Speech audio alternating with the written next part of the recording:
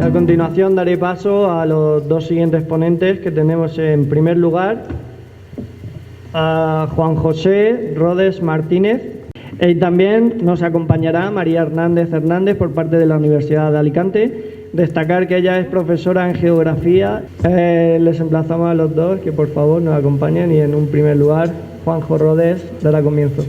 Bueno, la verdad que muchísimas gracias por darme la oportunidad de charlar, de discutir. Aquí la idea es crear, como bien ha dicho Antonio, tema de discusión, porque es un tema político, social, histórico. Hay mucho que opinar desde muchos puntos de vista. La parte que me toca a mí es la peor, que es la ciencia. O sea que voy a intentar un poco de haceros una idea de qué es lo que hay aquí, cómo lo tenemos, un poquito de números. Va a ser una conferencia muy rápida, pero más que nada para que os pongáis en situación de cara luego, si tenemos que hacer una discusión todos juntos aquí, ya veremos cómo acabamos, pero que tengáis una idea un poco de cómo está el tema. Bueno, la parte que me pidió Vicente que contara un poco es pues, los acuíferos, la visión hidrogeológica que tenemos aquí. Como hay aquí de mucho tipo, formas, venimos de muchos mundos, explicaros un poco lo que es un ciclo hidrológico, ¿no? El agua, pues todo lo vemos, se evapora, llega a nuestras zonas, aquí a la Sierra La Villa, Peñarrubia, toda la Sierra Solana y empieza a llover. Ese agua pues cae al suelo. Ese agua en el momento que cae al suelo puede ir tanto por superficie, este botón no va, nada con pila. Sí, ahora sí. Va tanto por superficie.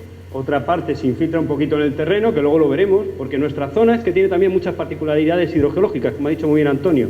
Es una pasada, pero tiene también sus particularidades. Y luego parte también se produce la infiltración, ¿vale? Estos días, con toda la lluvia que ha caído, ¿qué tal? Ya estamos salvados. No, ha sido un desastre, ¿eh? Estamos fatal, luego lo explicaré, luego lo veremos. Pero ese digamos que es el funcionamiento que tiene el ciclo hidrológico. Tenerlo claro antes de empezar. Entonces, como bien hemos dicho antes, el principal abastecimiento de nuestra zona, tanto para uso urbano, agrícola, industrial, son los acuíferos. Estamos en una zona de acuíferos carbonatados, muy profundos, muy grandes. Villena, la verdad es que tiene un patrimonio hidrogeológico espectacular, ¿vale? Y nos abastecemos de acuíferos. ¿Acuíferos qué es? Porque aquí hay que explicar un poco. Acuífero es una formación, ¿vale? Una formación geológica donde podemos captar agua, almacenarla y transmitirla. La universidad, cuando hablamos de acuíferos, el mejor ejemplo que ponemos es el agua limón, ¿vale? Cuando nosotros cogemos un agua limón en verano y empezamos a chupar por la pajita, llega un momento que no nos ha pasado nunca que se queda todo blanco. ¿Qué hemos hecho? Nos hemos bebido el liquidico, ¿vale? ¿Y qué ha quedado? La matriz encajante, el hielo. Sería algo similar aquí. Lo mismo, tenemos unas paredes de plástico que hacen la forma de los límites impermeables, ese vaso, y lo que vamos a hacer es sacar ese agua, ese agüica limón que está en esa matriz de hielo. Pues lo mismo estamos haciendo aquí en todos los acuíferos que tenemos. Solana, Jumilla Villena, Serral Salinas, estamos funcionando igual. Hacemos nuestros pozos, vamos desaturando en lugar de ese limón esa roca encajante y sacando el agua. ¿De acuerdo?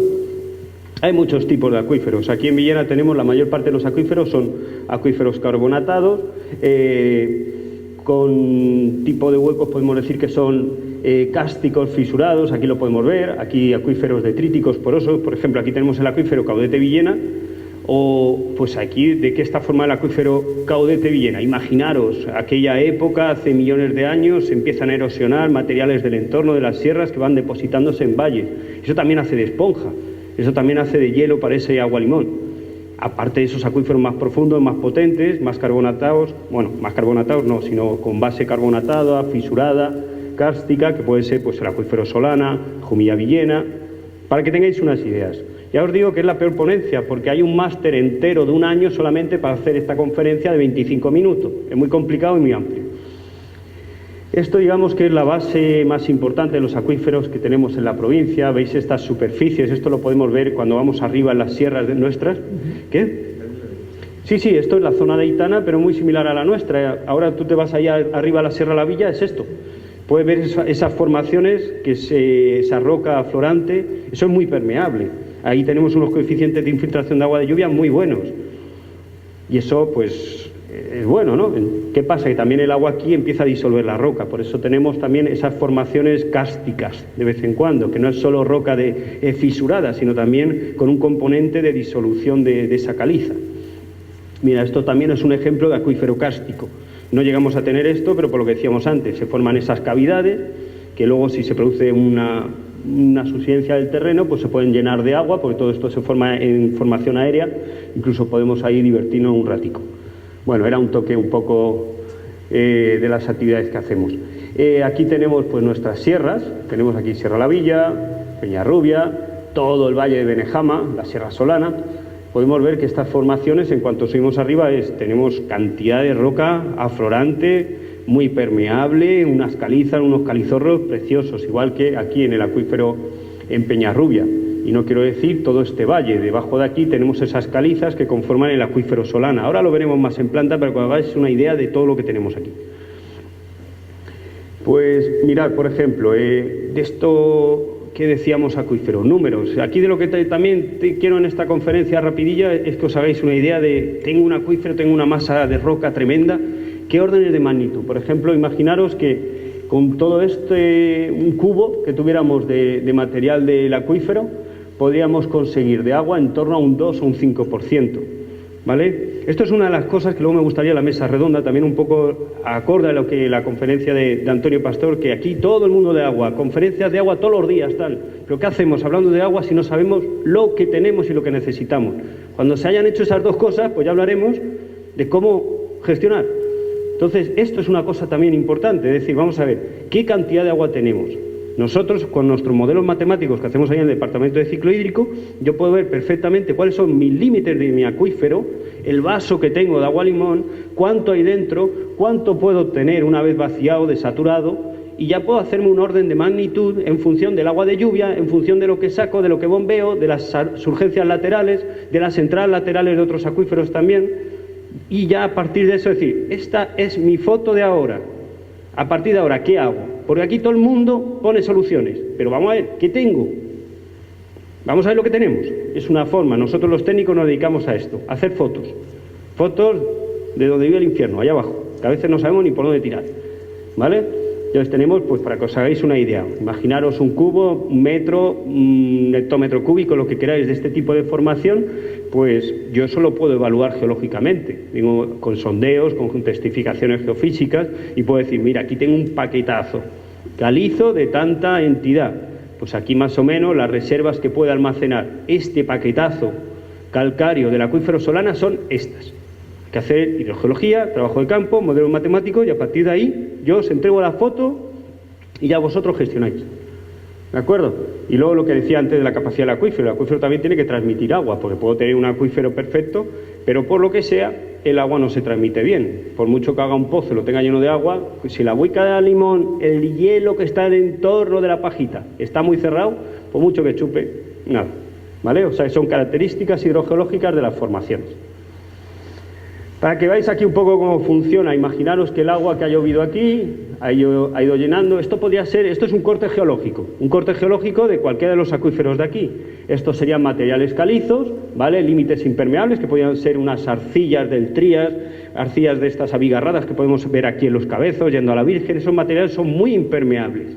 Por supuesto, impermeabilidad cero es difícil, pero sí que es verdad que como índice, como orden de magnitud, cuando tú haces un estudio hidrogeológico de un acuífero, siempre se considera ese límite geológico como un límite impermeable. Podemos ver el diapiro de Pinoso, esa barbaridad de formación de arcillas también. Arcillas de época triásica, la caracterización impermeable es muy alta. Está claro que en todos los trías también existe un pequeñito karst, ¿vale? Pero el índice de transmisibilidad es mínimo. Pero si tenemos algo que es muy importante, pues habrá que darle más magnitud de impermeabilización con cosas externas. Mira lo que ha pasado también con el embalse de San Diego. Estábamos encima de un Trías. ¿Vale? Entonces, para que veáis un poco cómo funciona. También tenemos, queramos o no, comunicación con acuíferos laterales. O sea que tenemos un pedazo de acuífero Solana, pero también puede haber interior, subterráneamente, comunicación de unos acuíferos con otros. Luego lo que os decía, el agua llueve. Hay una escorrentía superficial, que es lo que puede pasar. El agua, estas lluvias que han caído, habéis visto toda la escorrentía superficial que hay, es increíble. Y además todas llegan aquí, a veces llegan al núcleo, otras veces la hemos visto que va a acabar al río Vinalopó. ¿Cómo iba el río Vinalopó estas lluvias? Impresionante, precioso, ¿vale? Entonces, el agua va entrando en el acuífero conforme llega, aparte de esta escorrentía superficial, pero hay una parte también que se empieza a infiltrar. Se empieza a infiltrar ¿hasta dónde? Pues hasta alcanzar esa formación impermeable. A partir de esa formación impermeable ya no puede. Aquí debería haber salido una cosa azul, que a lo mejor sí que sale en el monitor. Sí, vale. Bueno, perdonadme. Realmente aquí lo tenía preparado. Veis que esto está un poquito más turbio, ¿no? Es que la animación que había presentado es que el agua llueve, empieza a infiltrarse, infiltrarse, infiltrarse, hasta alcanzar, lógicamente, el vaso, la parte baja del vaso. ¿Y qué hace? Pues empieza a llenar, a llenar, a llenar, a llenar, ¿vale?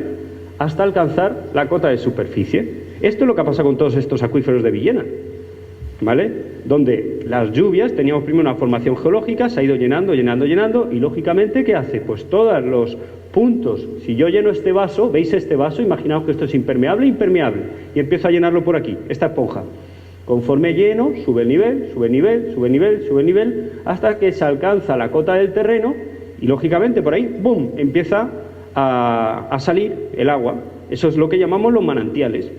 Villena ha estado lleno de manantiales, tenemos una historia de manantiales enorme y además manantiales muy importantes. ¿Por qué? Porque la formación, los acuíferos que teníamos eran muy importantes, la zona de recarga de esos acuíferos es enorme, luego vamos a hacer números, luego vamos a solucionar entre todo el tema del abastecimiento. Entonces, ¿qué pasa? Que eran acuíferos y de mucha historia, de mucho tiempo y con grandes caudales. ¿Qué pasa? Que si yo es un orden de magnitud, el 15-20% de la lluvia media anual es la que se infiltra en el acuífero. Luego, si yo empiezo a hacer pozos, ¿vale? Pues ¿qué pasa? Pues que el nivel que lo tenía por aquí y que existían estos manantiales, pues lógicamente empieza a descender un poquito, ¿vale?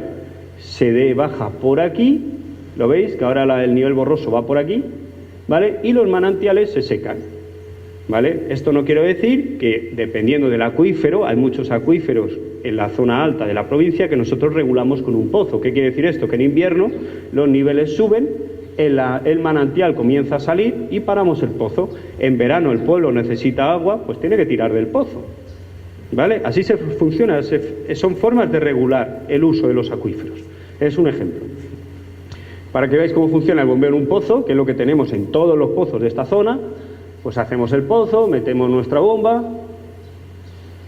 empezamos a bombear y lo que empieza, pues el agua empieza a ir a nuestra bomba de forma radial, ahí hay unas pérdidas de rozamiento, tal, y ocurre también el descenso del nivel de agua en el entorno del pozo, ¿vale? Que es lo que tenemos aquí, que incluso a veces hay afección de unos pozos con otros.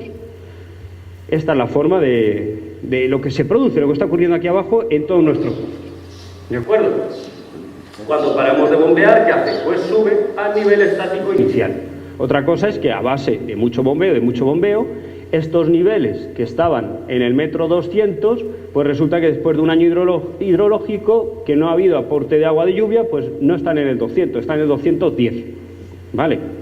Eso no quiere decir nada, no empecemos a sacar conclusiones. Es increíble, cuando llevas años en el ciclo hídrico gestionando el agua para los abastecimientos, esto es una locura. Hay alcaldes que te llaman hecho polvo, loco, me van a matar, no tengo agua. Digo, no se preocupe, no digo por él, sino no se preocupe, que lo que le está pasando lleva pasándole 20 años y además este año es mejor, no se preocupe.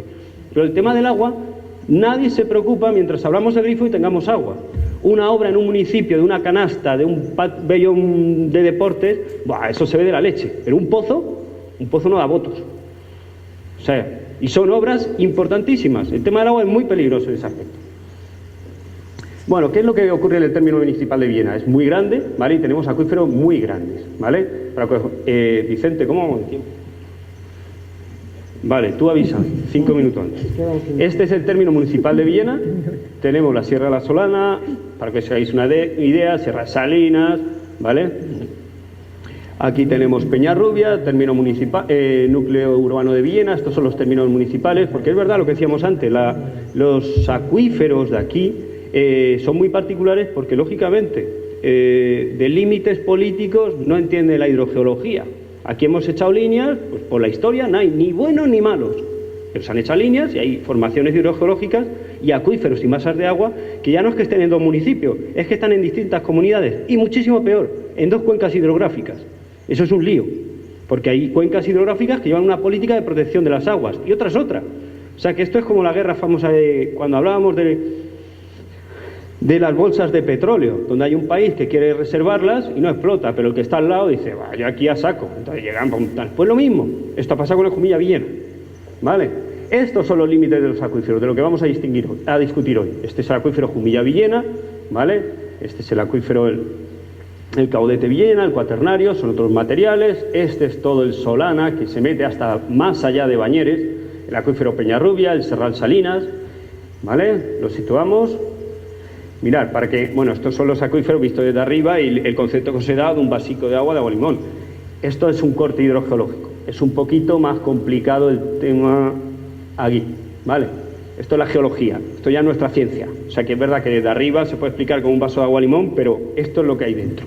Son cortes, plegamientos que se han ido produciendo de lo largo de la formación de la Tierra con depósitos de materiales de erosión, que luego los plegamos, los doblamos y tal, pero están todos comunicados. ¿Vale? Por eso también hay que decir, sí, tengo un pedazo de acuífero aquí abajo, para ver dónde pincho, que ha ocurrido muchas veces que pinchas, que pillas la parte alta de la formación impermeable y apaga y vámonos, ¿de acuerdo? Es complicada, es una ciencia muy difícil. Aquí se trabaja siempre por indicios, experiencia, estudios anteriores, pero muchas veces los mejores hidrogeólogos también se equivocan. No es que se equivoquen, sino que allá abajo es muy difícil delimitar, con que te equivoques 5 metros en una perforación. Estás metido en un material margoso, impermeable, y ahí ya no hay agua. Estás separado del acuífero. ¿Vale?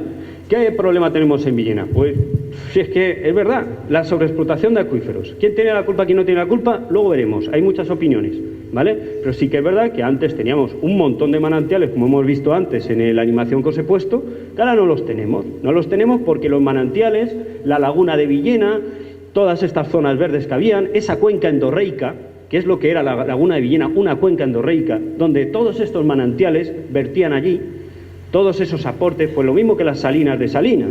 Si te das cuenta, las salinas de Salinas están rodeadas por manantiales que vayan vertiendo allí y es una zona bastante cerrada donde allí se va quedando el agua. Esto era lo que era Villena, pero con un aporte bestial de un montón de manantialillos que teníamos en el entorno.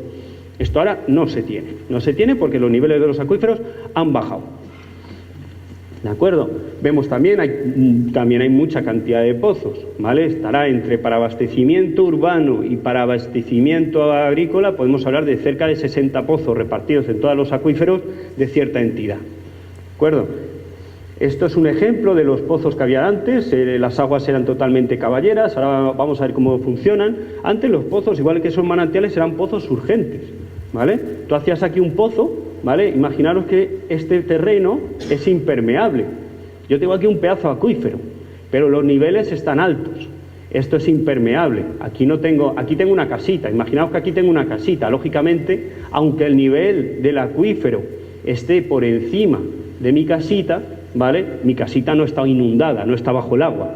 Pero sí que ocurría antes en la zona de Villena que los niveles eran tan altos que en muchas zonas de la laguna tú hacías un pozo y salía caballera. En cuanto pinchabas y tocabas el nivel de agua, por cota piezométrica y por vasos comunicantes, ¡fum!, para afuera. Eso lo hemos vivido. Bueno, yo no, los abuelos, ¿vale?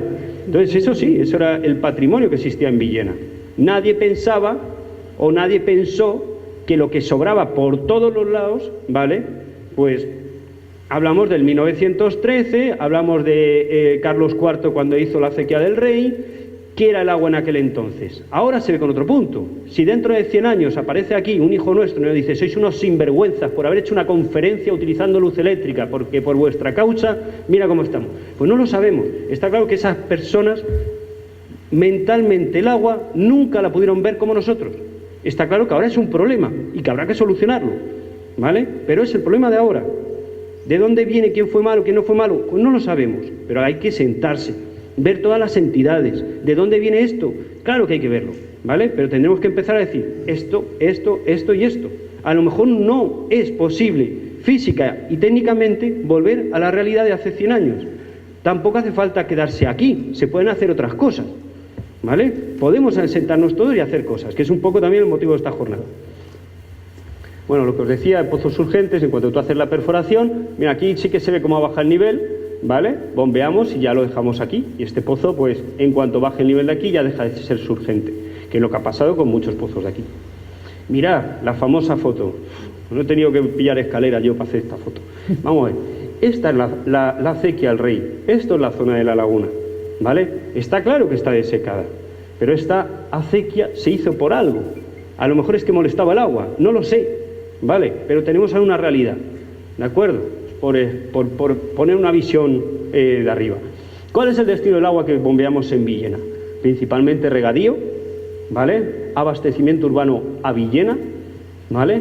Y luego exportación de agua. Del acuífero Jumilla-Villena, se lo lleva a Sociedad Canal de la Huerta, Comunidad de Aguas de Novelda, acuífero Peñarrubia, agua municipal de Alicante, agua municipalizada de Alicante, también del acuífero Solana. ¿Vale? ¿Desde cuándo viene esto? Pues no lo sé. Pero esto viene de un momento donde el tema mental del agua no es el de ahora, ni mucho menos. ¿Vale? Por números, son barbaridades. Mirad, por hectómetros cúbicos, del Jumilla-Villena. Aquí falta esto. Vale, pues mira, estos son entradas y estos son salidas. En hectómetros cúbicos, por lluvia. Entradas por lluvia en el Jumilla-Villena, 5,15 hectómetros. Salidas 30, en el Solana 34-35. Daros cuenta de lo poco de la cantidad que entra por lluvia y las barbaridades que se sacan. Es una realidad. Vamos a ver cómo lo solucionamos, pero no digamos esto sí, esto no. Porque todos tienen perfectamente. Alguien que hizo aquí un trabajo en el 1913, ahora dicen no. Y oye, que yo lo llevo haciendo desde entonces. Venga, pues vamos a sentarnos, ¿qué podemos hacer? ¿Vale? Mirad qué rectas. Acuífero Jumilla-Villena. Del 400 tal al tal. Estos son los descensos de los acuíferos de nuestra zona. Son brutales, brutales. Es una realidad. Mirad el Solana, ¿vale? Mirad el Peñarrubia. Mirad el Serral Salinas, ¿vale? Vamos un poco regular de tiempo, pero bueno, para que os saquéis números. Por ejemplo, el acuífero Solana. Habéis visto antes la foto. Este es todo el acuífero del Solana. Un poco de cara también a buscar soluciones, a sacar números, a cómo actuamos los científicos. Pues tenemos toda esta superficie del acuífero Solana, que son 280 kilómetros cuadrados, una barbaridad. Es para que veáis lo que significó las lluvias del otro día, que todos hemos dicho, venga, esto está solucionado, tenemos el año hidrológico. No, señor, ¿vale? 280 kilómetros cuadrados que, cuando hemos hecho nuestro modelo matemático, nuestro trabajo de campo, hemos visto que los límites hidrogeológicos y la superficie permeable de ese acuífero de 280 kilómetros cuadrados, la superficie permeable por donde puede entrar el agua son 275 kilómetros cuadrados. ¿Vale? Precipitación media en los últimos 50 años son 475 litros por metro cuadrado en esa zona. ¿Vale? Esto implica una recarga anual de infiltración por agua de lluvia de 30 hectómetros cúbicos. ¿Vale? También hay, por riego también entra, y por entradas laterales también. Estas las hemos evaluado en 4 en nuestros trabajos hidrogeológicos, con lo que tenemos una sobreexplotación del Solana de 1 hectómetro cúbico. No es el peor que está, ni mucho menos, ¿vale? Más o menos lo que llueve entra, en nuestros datos, en el 25% de agua se infiltra en el terreno y el 75% es evapotranspiración, porque si os dais cuenta, en la zona del Valle de Benejama, ahí no tenemos grandes ríos que se lleven el agua lejos. Es que encima es bueno hidrogeológicamente en nuestra zona. Se queda gran parte del agua. No tenemos grandes salidas que se lo lleven, como puede ser en zonas silíceas, graníticas, donde realmente el agua que cae allí se va a tomar por saco. No, aquí se queda, ¿vale? Las lluvias acaecidas en el famoso periodo de estos días son 420 litros por metro cuadrado, ¿vale? Esto, recarga del acuífero, 28 hectómetros cúbicos. No hemos llegado ni mucho menos al año hidrológico. O sea que o cae más agua o volvemos a estar peor todavía que el año pasado. Son situaciones. Yo pongo fotos. Las soluciones ya las discutí vosotros, políticos. ¿Vale? Entonces, para que os hagáis una idea, consumo de agua en Villena, 1,7 hectómetros cúbicos año. ¿Vale? No, perdona, 1.700, sí, 1,7, perfecto, hectómetros cúbicos año. Que sepáis que hay una dotación por habitante y día, nos da 3,1, o sea que digamos que el municipio de Villena tiene buen uso del agua. Esto es un ejemplo de lo que ha ocurrido con las lluvias en nuestros piezómetros que tenemos instalados, donde realmente se ha recuperado. Esto es el inverso de la profundidad y vemos que sí, se ha recuperado, pero es que estamos exactamente igual. Esto es 2016 y esto es 2017, después de las lluvias, estamos igual. ¿Vale? Problemas derivados de la sobreexplotación, lo que hemos dicho, ¿vale? Aquí, el agua es de todos, pero aquí, por explotarlo aquí me está costando muchísimo más sacar el agua, aparte de otros conceptos ecológicos, sociales y tal. Pero el agua es de todos. Lo que habrá que decirle, oye, usted se la lleva para generar riqueza allí, ¿vale? Pero a mí, que no me cueste todas estas cosas. Habrá que sentarse, ¿vale? Vamos rápido, la calidad del agua se empeora, esto es lo que también ha pasado, que conforme los niveles del acuífero bajan, se va cogiendo el pocico de abajo. Soluciones, trasvases, mejorar la gestión y uso eficiente, desalación de agua, lo que sea, ¿vale? Reutilización de aguas residuales. Y luego, por tema de discusión, ley de aguas. Antes habéis nombrado la directiva, que efectivamente nos da un horizonte ya de conseguir balance cero. Esto es un pozo excavado de cuando yo era pequeño, si soy yo. Y nada, y muchísimas gracias. Que tengáis una idea de todo. Voy a ir exponiendo cómo estamos en un territorio. Yo voy a hacer una escala provincial, como el alcalde hablaba de escala local y global, voy a ver esas relaciones entre... Estamos en un territorio donde la escasez, las características climáticas, físicas, determinan que el agua sea un recurso escaso, y cómo la evolución histórica, igual que hablaba Juanjo sobre que los procesos actuales son resultado de una evolución en el tiempo, cómo esas evoluciones nos han dado lugar a una sequía estructural, es decir, como bien acababa su charla, en muchos casos, con las situaciones actuales o con la demanda actual, en un año normal de precipitaciones, los recursos hídricos son claramente insuficientes. Yo lo que voy a ir analizando es cómo se han ido produciendo esas transformaciones y cómo las demandas sociales, económicas, ambientales, va a haber que ir conciliándolas. Al igual que mis compañeros, voy a establecer una serie de cuestiones y lo importante es que la ciudadanía sea consciente de estos temas, que hablemos, que nos sentemos, que debatamos y sobre todo alguna cuestión importante.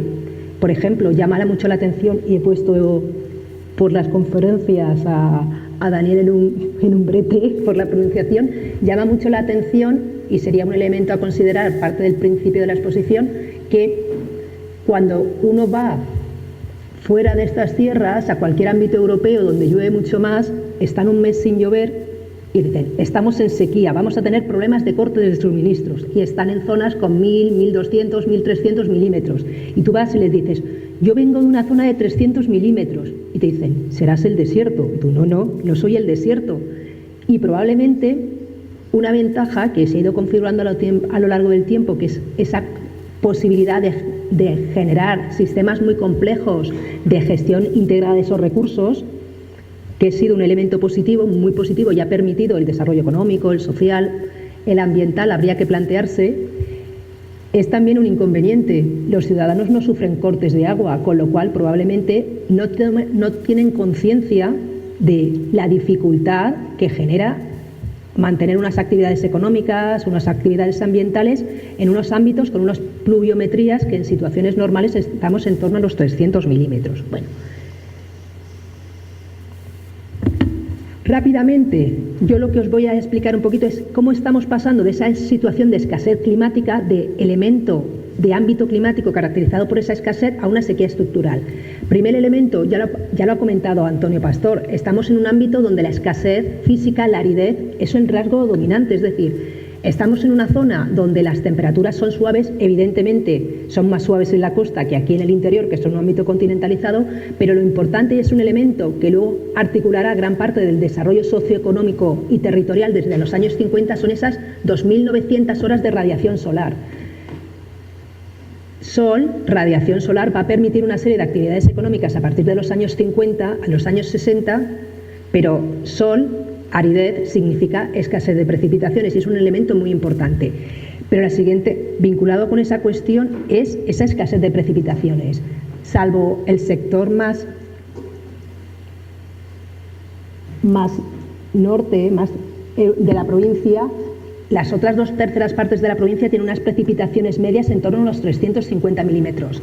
Pero no solamente es que tengamos unos 350 milímetros, es que lo más frecuente, los colores que mal se ven, es que la evapotranspiración, como hablaba Juanjo, es muy superior. Es decir, estamos hablando de evapotranspiraciones que nos sitúan en 900, 700, 900 milímetros, cuando las precipitaciones medias, por ejemplo, en la zona de Villena, la evapotranspiración se sitúa en torno a los 800 milímetros y las precipitaciones son 350 milímetros. Es decir, con situaciones normales, y eso estaríamos hablando de un año normal, la evapotranspiración es mucho mayor que las precipitaciones.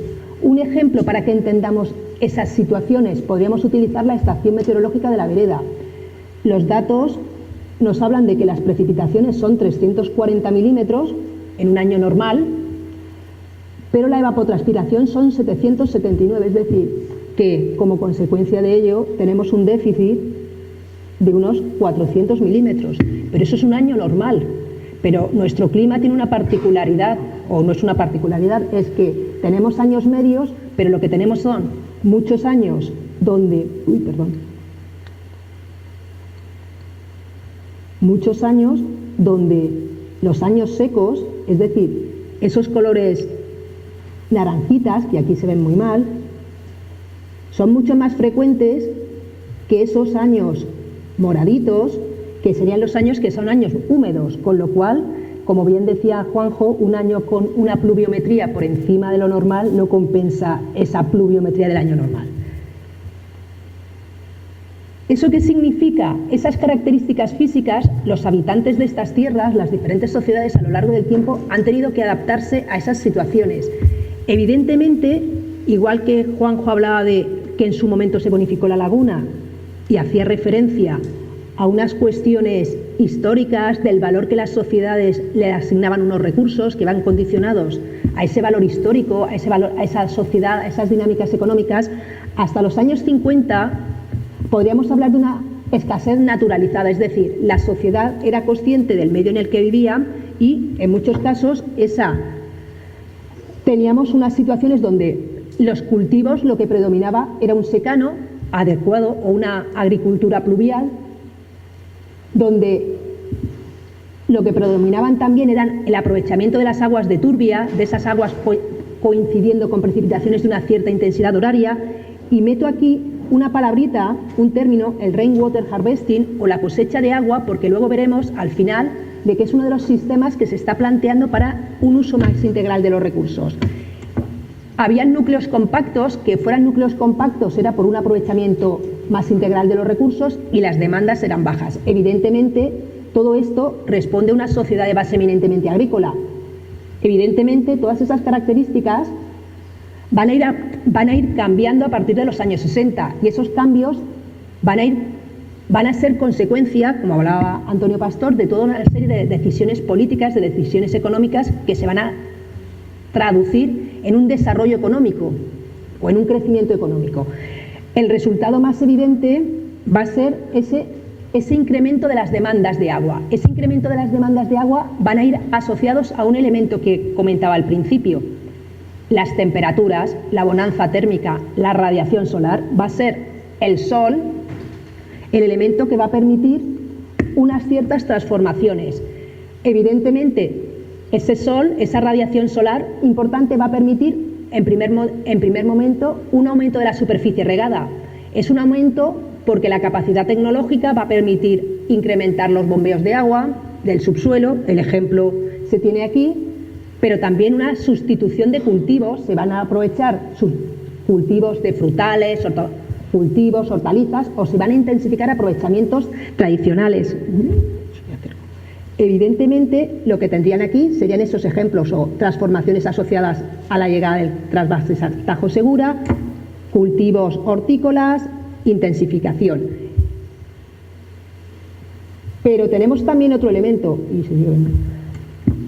esa bonanza térmica, esa radiación solar, esas 2.900 horas de radiación solar que van a permitir desarrollos de agriculturas intensivas, evidentemente orientadas a una agricultura competitiva, de una cierta competitividad, también va a favorecer el desarrollo de los usos turísticos residenciales y el crecimiento de la población. Desde mediados de los años 50, la provincia de Alicante va a pasar de unos 800.000 habitantes a más de 1.800.000. Evidentemente, asociado a ese desarrollo económico, a ese desarrollo, un incremento de las dotaciones por habitante y día. Pero también vamos a tener un fuerte desarrollo turístico residencial en la costa. Aquí no se ve muy bien, pero aquí tendríamos los usos turísticos que nos marcarían esos núcleos de población, y aquí se ve muy mal los colores, pero lo que tendrían es el resultado de la ocupación de ese primer eje o de ese eje costero litoral vinculado al uso turístico residencial. Pero no solamente es que se ha construido mucho, es que también se han adoptado toda una serie de tipologías urbanas que ya no son tipologías compactas, sino lo que se va a adoptar son tipologías donde son áreas más extensivas, donde van a proliferar chalets, van a proliferar bungalows, adosados, etcétera, donde el elemento o los elementos exteriores, piscinas, jardines, van a ser muy importantes y eso va a significar un incremento muy importante de las demandas hídricas. Aquí se pone, o yo hablaba de unos 250 litros habitante día, pero eso es una media. Esas medias de consumo podrían dispararse notablemente en el norte de la provincia, es más húmeda, pero asociados a esas tipologías de chalet, con jardín, piscina, etcétera. Evidentemente, estamos hablando de unos modelos nuevos de desarrollo económico, territorial, pero que tienen una pata en esa benignidad de las condiciones climáticas, del sol. Esos emigrantes climáticos vienen aquí atraídos por el sol, esa agricultura intensiva se aprovecha del sol, pero tiene un segundo elemento, el agua, los recursos hídricos. ¿Qué quiere eso decir? Pues que una escasez natural de recursos hídricos más un aumento de las demandas nos va a conducir a ese concepto de sequía estructural. ¿Qué es eso de la sequía estructural? Pues lo que tienen ahí, que en condiciones climáticas normales los recursos de la provincia de Alicante son insuficientes para cubrir las demandas y es algo que nos trae aquí. El cálculo de la demanda. Hablar de demandas, de recursos, hay muchas formas de calcularlos. Probablemente jamás llegaríamos a un acuerdo de cuál es la demanda real que hay en la provincia de Alicante, cuáles son los recursos que tiene la provincia de Alicante, porque en algunos casos esos recursos y esas demandas son demandas que se calculan a partir de extrapolaciones, de valores medios. Los recursos también oscilan de unos años a otros, pero yo he puesto un asterisco en los recursos y en el déficit. El elemento es que en todos los casos hay un déficit que se va incrementando, pero ese asterisco es porque en algunas ocasiones cuando se habla de recursos no se incluyen o se incluyen como la sobreexplotación de los acuíferos como si fueran recursos renovables, con lo cual eso es engañar, permítanme la expresión, porque realmente se habla de unos 165 hectómetros cúbicos de sobreexplotación en años normales, pero se elevarían en años secos hasta 200.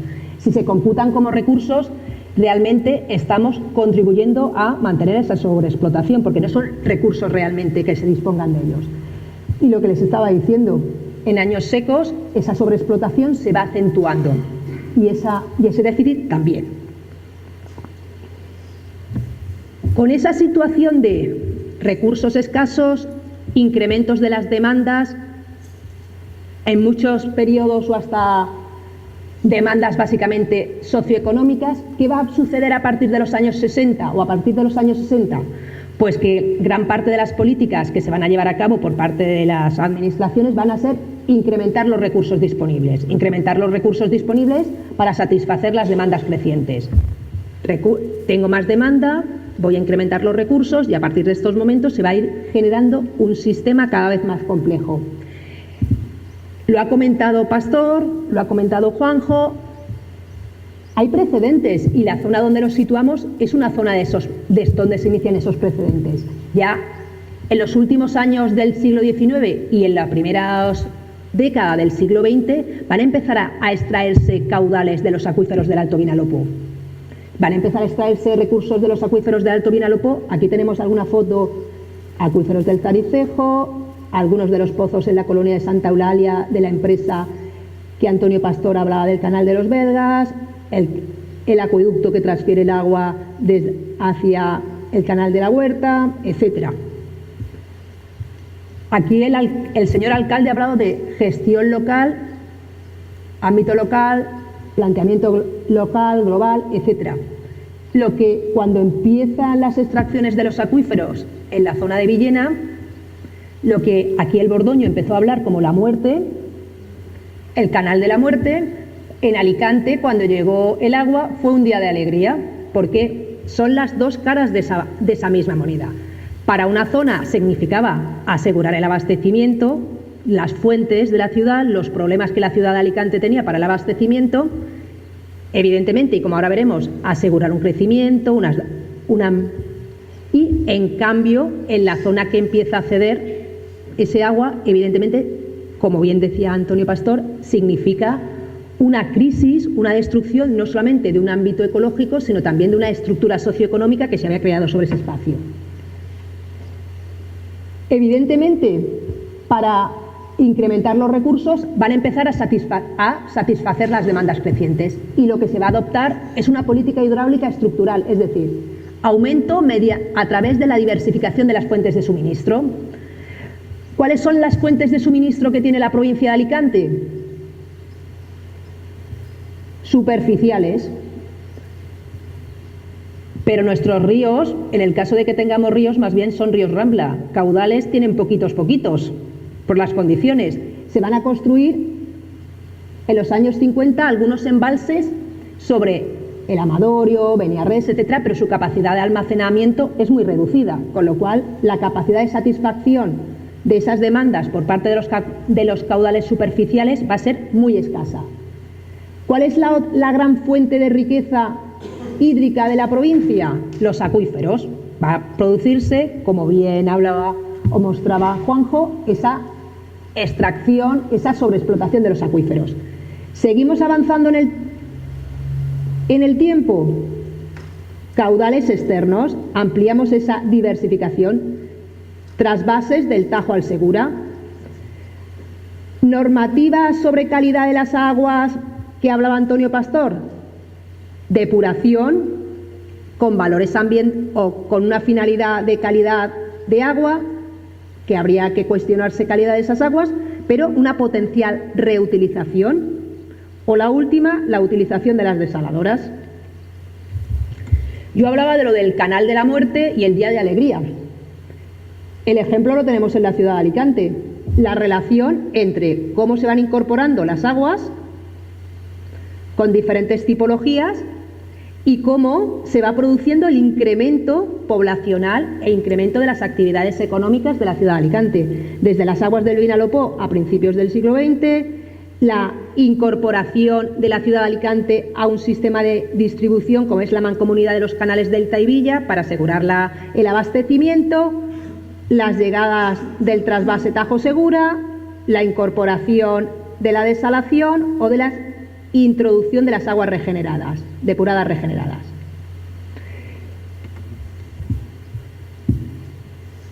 Hay dos patas de esa dinámica económica de la provincia de Alicante. Abastecimientos, y dentro de los abastecimientos no solamente sería el de la población, sino de los usos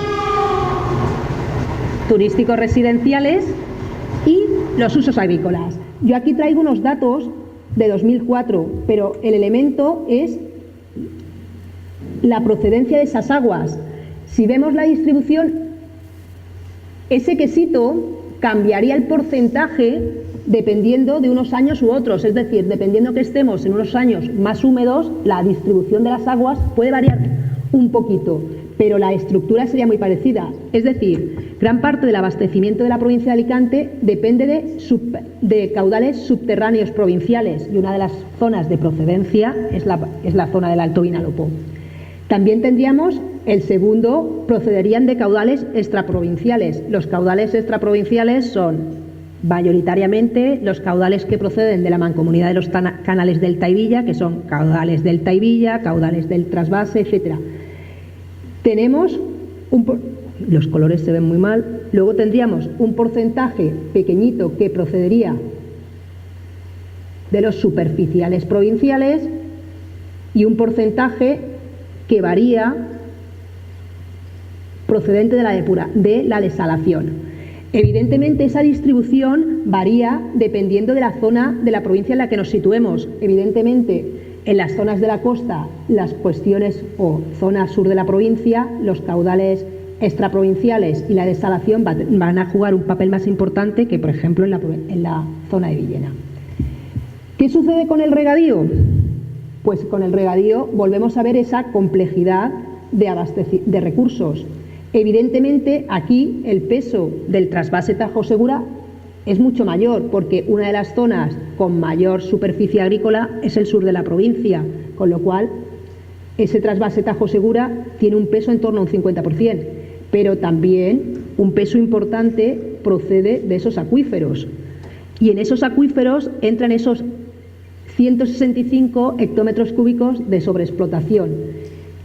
Tendríamos la reutilización y, muy pequeñito, esos porcentajes de agua de superficiales provinciales.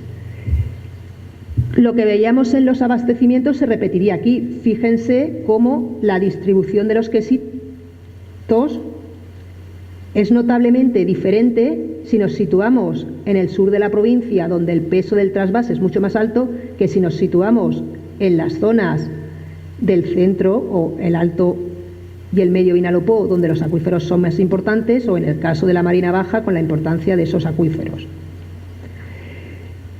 Yo he indicado al principio que con esas características de escasez de recursos hídricos, pero de desarrollo socioeconómico o de crecimiento socioeconómico muy importante desde los años 50, ha sido necesario configurar complejos o complejísimos sistemas de distribución y abastecimiento de agua. Es un logro. Cuando uno habla fuera de estos ámbitos de la mancomunidad de los canales Delta y Villa, del canal del Bajo Algar, se sorprenden de la complejidad de esos sistemas. Es un elemento muy importante porque ha permitido la mancomunidad de los canales Delta y Villa. Se configura a principios del siglo XX y su principal función en su momento era abastecer la base naval de Cartagena, pero ha acabado abasteciendo a más de 2,5 millones de habitantes. Es importante, es un logro de gestión integral de los recursos y a lo mejor también, y permítanme la expresión, es una losa, y lo de losa entre comillas, porque esa buena gestión, esa magnífica gestión, ha conducido a que los habitantes abastecidos por la mancomunidad de los canales Delta y Villa no son conscientes de dónde les procede el agua. Ellos solamente abren el grifo y tienen agua. En una encuesta que se hizo preguntando a la población sobre de dónde procedían sus aguas, si el abastecimiento lo consideraban un problema, el 99% decía que no sabía de dónde procedía el agua, pero que ellos tenían agua. Con lo cual, y un ejemplo de esa complejidad, bueno, que aquí va a ser menos, eso es el ciclo hidrosocial de la ciudad de Alicante en el 2013. Se ve un poquito mal, me pasa lo mismo que a Juanjo, que no se ven algunos colores y no se ven algunas flechas, pero lo de complejo, yo se lo he puesto aquí, no tenemos tiempo para determinar en explicarlo, pero lo de la complejidad es porque lo que estaríamos viendo es que desde esos recursos que llegan, precipitación, evapotranspiración, caudal que percola, los aportes que proceden de diferentes fuentes, cómo se gestionan, se consumen, cómo salen del sistema y cómo en los últimos años, a partir de sistemas de tratamiento terciario, vuelven en algunas ocasiones a reinsertarse en el sistema para introducir nuevos recursos, o bien se van a construir sistemas que tratan de paliar algunos de los problemas asociados a nuestras características climáticas. Concluyendo, porque si no Daniel me va a decir que me calle. A modo de conclusión, ¿cuáles son las características? La primera es que hemos tenido, o ha sido necesario, por parte de la Administración, una diversificación de las fuentes de suministro. Eso ha tenido repercusiones territoriales, ambientales, políticas, sociales. Rápidamente, y luego nos permitirá debatir de ellas, la regulación de los caudales de los cursos subfluviales, escasa relevancia. La aridez determina que nuestros ríos tienen el nombre de ríos, pero salvo con precipitaciones de fuerte intensidad horaria que todos nos llaman la atención, el Vinalopó tiene agua, muy bonito, pero el aprovechamiento hídrico de esos caudales, salvo situaciones muy puntuales, es muy escasa. Los acuíferos, no voy a detenerme más, porque con lo que nos ha indicado Juanjo Rodes, sobreexplotación, salinización, degradación de zonas húmedas, pérdidas de biodiversidad, recursos alóctonos, trasvases Tajo Segura, Júcar, Vinalopó. Tampoco voy a aportar nada nuevo. Conflictos entre las cuencas cedentes y receptoras, dependencia de las condiciones climáticas, de las condiciones normativas, que ahora imagino que Andrés nos comentará algunas cosas, o reutilización de aguas depuradas, o vinculados a los requerimientos normativos, cierto rechazo por parte de los usuarios. Igual que yo os he comentado la encuesta donde se hablaba de dónde procedían las aguas, se preguntaba sobre qué tipo de recursos los ciudadanos estarían dispuestos a utilizar en determinados usos. Unos de los que generaban más rechazos eran la reutilización, a pesar de que en algunas ocasiones la calidad de las aguas para determinados usos era mejor que la que tenían en esos recursos. Aguas desaladas es un recurso estratégico. Hablaríamos o podríamos hablar de un fin de la escasez física del agua, pero introduciría otro concepto. No solamente el coste del agua, que el coste del agua nos traería esto, escasez social. Pasaríamos de hablar de escasez física del agua a una escasez social, es decir, como consecuencia de el coste energético. Antonio Pastor hablaba evidentemente de los costes de bombeo, etcétera. Hablaríamos de que determinados usuarios quedarían excluidos o no podrían hacer frente al pago de esos costes.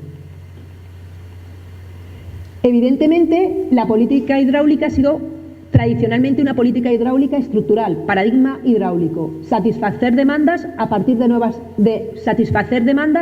demandas, se satisface la demanda con nuevos recursos. Y evidentemente, uno de los ejemplos que vamos a tener con el boom inmobiliario de los años 90, necesidad de incrementar nuevas demandas, y va a intentarse o va a apostarse por esa desalación. Pero uno de los problemas que es importante que los ciudadanos seamos conscientes, además de esa complejidad, es de que hay hay un claro déficit de adecuación entre políticas hidráulicas y de ordenación del territorio. Es decir, generalmente ha habido una disociación entre lo que han sido las políticas hidráulicas y los usos del suelo. Las políticas hidráulicas son demarcaciones o confederaciones hidrográficas y las normativas sobre los usos del agua son de competencia autonómica, con lo cual, como bien indicaba Juanjo, indicaba Antonio Pastor, los recursos hídricos no conocen límites administrativos, con lo cual se generan ciertos conflictos. En los últimos años, algunas normativas han intentado apostar por ese uso sostenible, pero habría que plantearse hasta dónde. Evidentemente, Antonio Pastor ya ha hablado de esas modificaciones en la política hidráulica de las aguas. La Declaración de Dublín del 92 ya habla de la gestión integral de los recursos, de la gestión de la demanda. Evidentemente, yo he comentado que hay una gestión integral de los recursos, al menos desde una óptica socioeconómica. Con la Directiva Marco del Agua se habla de la incorporación de nuevos valores del agua. Los valores culturales, ambientales, etcétera, son muy importantes. La recuperación de costes que hablaba el señor alcalde, o el valor ecológico o la incorporación del valor ecológico de los caudales. Y a eso habría que añadir un nuevo elemento más, el efecto del cambio climático. ¿Y cómo va? ¿Y cómo va a afectar a los recursos? Evidentemente, todos los horizontes edáficos, los horizontes vinculados a cambio climático, hablan de una reducción de la pluviometría y, sobre todo, de una acentuación de los extremos. ¿Qué quiere decir la acentuación de los extremos? Más sequía, más periodos secos y más inundaciones. Con esa estructura, evidentemente, una de las zonas más afectadas serán estos ámbitos semiáridos o áridos. Y dentro de esa estructura se van intentando incorporar nuevos recursos, o al menos se plantean y se han ido desarrollando en otros ámbitos que nos llamaría la atención, que son ámbitos centro y noreuropeos, donde se habla de la incorporación de nuevos recursos. Y de esos nuevos recursos es algo que mostraba al principio. Y tradicionalmente en estas zonas el uso de las aguas de turbia era un uso frecuente, cumplía un valor ambiental, laminaba las crecidas, permitía una recarga de acuíferos, etcétera. Pues con una terminología nueva, que es lo de la cosecha de agua o del rainwater harvesting, que es el término en inglés, perdonen por el palabrajo, pero es el término que se utiliza, lo que se habla es de utilizar o insertar esas pluviales con una doble finalidad: mitigar el riesgo, es decir, todos somos conscientes de qué sucede cuando llueve sobre Villena, que las zonas bajas acaban anegadas en algunos casos porque habían sistemas de recolección e inserción en la huerta. Evidentemente no se va a utilizar con fines agrícolas, pero sí con fines de abastecimiento o ciertos usos dotacionales. Y lo que se habla son de dos líneas. Por un lado, la minimización del riesgo de inundación a través de los SUD, que son sistemas de drenaje sostenible, que lo que intentarían sería ralentizar esos flujos circulantes en las ciudades, permitir esa ralentización y, como bien hablaba Pastor, que no se saturase o no se superase la capacidad de tratamiento de las depuradoras y, como consecuencia de ello, un tratamiento y una reutilización y, en algunos casos, una filtración. Evidentemente, eso tiene unos planteamientos, redes de doble drenaje, etc. Y el otro es el concepto del rainwater harvesting y el fit for purpose. Se los explico. El primero, lo único que significa es que recojo esas aguas pluviales, las almaceno, una vez tratadas, las puedo destinar a determinados usos, con lo cual la presión sobre las aguas blancas, sobre las aguas para abastecimiento, serían menores, y el fit for purpose es adecuar los usos a las calidades requeridas. Estos términos, que son poco frecuentes en los ámbitos mediterráneos, tienen una trayectoria ya desde el 2005-2010 en ámbitos europeos. Y solo traigo dos ejemplos que se están llevando a cabo, y termino ya rápidamente, en la ciudad de Alicante. Es uno, por un lado, lo que es un tanque antitormentas. En realidad es un tanque cuya finalidad es recoger las aguas de escorrentía, esas primeras aguas de la ciudad de Alicante con alto nivel de contaminación, se acumulan, está en la zona de San Gabriel, en la zona sur, con lo cual evitamos que la depuradora del Rincón de Orgegia se sature y vierta el agua al mar, con la pérdida de calidad de las aguas marinas. Una vez depuradas, una vez acumuladas, se depuran y se utilizan para riego, sobre todo de jardines públicos y privados. Y el otro es el denominado Parque de la Marjal. El Parque de la Marjal, en la zona norte de Alicante, lo que es un parque verde, muy verde, que llama la atención por las zonas verdes y que está construida sobre una antigua marjal. Es decir, es una zona que de manera natural es una zona semindorreica, se inundaba. Pero esa zona desde los años 60 se ha ido urbanizando y toda una serie de iniciativas de obra dura no han conseguido laminar las crecidas. Lo que se ha hecho es construir ese parque, que actúa como un gran contenedor, que cuando se producen precipitaciones de una cierta intensidad, como la que sucedió el 13 de marzo, tenemos esto. Una vez acumulada el agua, se bombea la depuradora, en este caso a Orgegia, y se inserta y se reutiliza para el riego de jardines y zonas de jardines públicos y sobre todo privados. En este caso coincidiría con gran parte de la zona de Vista Hermosa, zonas ajardinadas, etcétera. Evidentemente, esto nos habla de un nuevo cambio, de un nuevo elemento que se introduce en esa gestión compleja de los recursos, pero estaríamos incorporando un elemento natural de esa naturalización de la sequía. Estaríamos hablando, si tenemos un clima donde llueve poquito, llueve muy intensamente, lo que estaríamos haciendo es detraer caudales, minimizar el riesgo, no solamente de inundaciones, sino también de vertidos en el mar o vertidos incontrolados, e incorporar nuevos recursos que permitirían asociarlos a unos usos que no requieran unas aguas de gran calidad. Y con esto termino y muchas gracias por su atención. Siento haberme pasado.